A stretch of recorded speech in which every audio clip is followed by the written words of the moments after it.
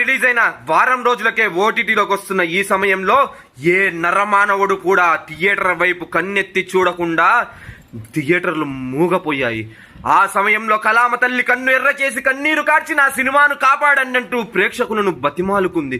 ఆ సమయంలో ఆ బాక్స్ ఆఫీస్ రారాజు అయిన ఆ ప్రభాస్ రాజు మళ్ళీ తన సినిమా కల్కితో బాక్స్ ఆఫీస్ మీద దండయాత్ర ప్రకటించాడు. ఆ ప్రకటనతో బాక్స్ ఆఫీస్ వద్ద ఒక సునామీ వచ్చింది. భూ ప్రకంపనలతో బాక్స్ ఆఫీస్ దద్దరిల్లింది. 4 రోజులకు 550 కోట్లు కలెక్షన్ సునామీ సృష్టించింది.